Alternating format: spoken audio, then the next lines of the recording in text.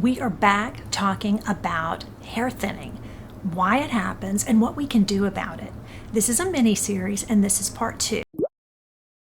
So in part 1, we talked about the hair growth cycle, and we talked about how hair thins with age. Today, we're digging into what I've learned is a big culprit of that, which is called DHT. What is it? Why does it matter? And can we do anything about it? Let's talk about promising ingredients for preserving your hair fullness and health and protecting your follicles. DHT stands for, are you ready for this? Dihydrotestosterone. DHT. It's a hormone your body naturally creates from testosterone. And yes, even women produce testosterone. That's normal, that's healthy. But some hair follicles are sensitive to DHT. When the follicles bind to that DHT, it causes them to shrink over time. It stays in the growth phase for a shorter period of time, and it stays in the resting phase for a longer period of time. And when that happens, your hair grows back thinner. This slow shrinking process is called miniaturization. And in women, this shows up as a widening of the part, thinning temples, and a thinner ponytail. That's how I notice it too. So after 40, especially during perimenopause, our estrogen and progesterone levels drop. And these hormones usually help buffer the impact of that DHT. So when they decrease, the DHT has more power to influence the hair follicle. So can you block DHT naturally? I've learned that you can support your scalp and block the effects of DHT. There's topical DHT blockers and scalp support ingredients. These are things that I'm learning about. And I would love to hear back if you comment below. Have you used any of these ingredients? What effects have you seen? I'm going to read a few of these to you. So if I'm looking off to the side, that's what I'm doing. So there's saw palmetto. It naturally blocks the enzyme that converts testosterone to DHT. And it's found in many scalp serums and some shampoos. There's pumpkin seed oil. It's shown to reduce DHT activity and nourish the scalp with omega-3s.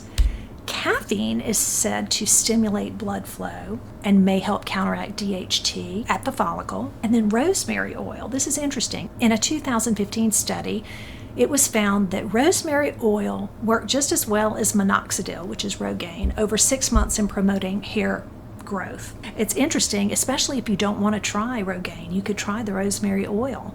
Niacinamide is also another one. That's B3, and it's meant to soothe inflammation, to help your scalp be healthy. And then peptides. These are cell signaling ingredients. We use them in our skincare, at least I do, and it helps the follicles stay in place longer. So peptides are really supposed to be great, and I am using one. So let's talk about the products that have some of these ingredients in it that you may want to try. You don't need a million products. You need to find a product with the ingredients you need, and you need to use them consistently. It's exactly the same thing with skincare. I think I'm going to start a series after this one called Ask Ann because I have had people say, hey, what do I do for this? And what do I do for that? And I share it with them, but I don't really make a video about it.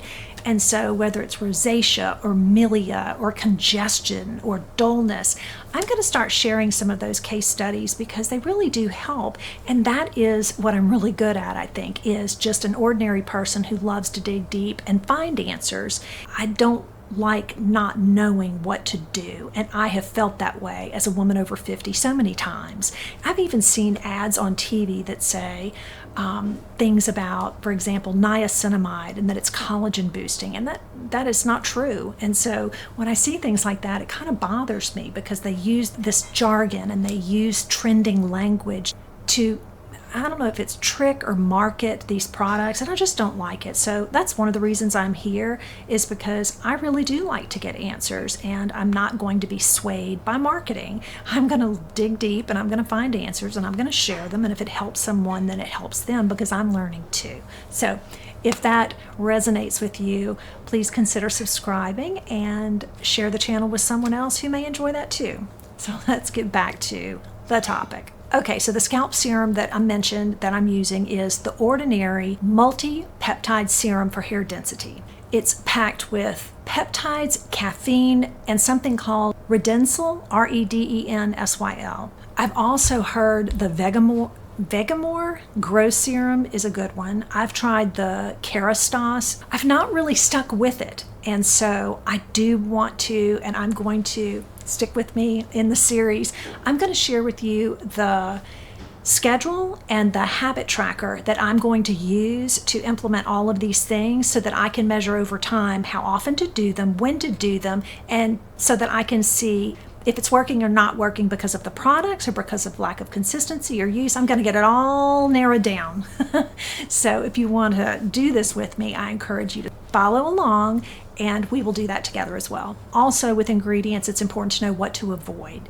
You want to avoid harsh sulfates in shampoos that can strip your hair, strip your scalp, and it can increase inflammation. I guess that's where the niacinamide comes in. You don't want to wear tight hairstyles, and you want to use gentle heat on your hair. And silicones are okay for hair. You just want to be careful not to have things that weigh your hair down. I mean, the bottom line is DHT can really impact your hair. So we want to protect our hair follicles. You want to nourish your scalp so that you can have healthier, fuller hair. Having the right ingredients in the right products and having daily habits that support doing all of those things is really important. Okay, so the challenge for this one is, have you tried any of these products? And if so, which ones made a difference for your hair and what change did you notice? If you would comment that below, that would be so great. I'll learn something, and the other women who are watching the series will also learn and benefit. So thank you for doing that. In part 3, we are going to talk about how food, hydration, and lifestyle can make a difference in your hair growth and play a major role in your hair health and strength. If this video helped and you liked it, please take a minute and give it a thumbs up. I really appreciate it, and it does help my channel so much. I hope this was helpful, and I look forward to seeing you in the next one.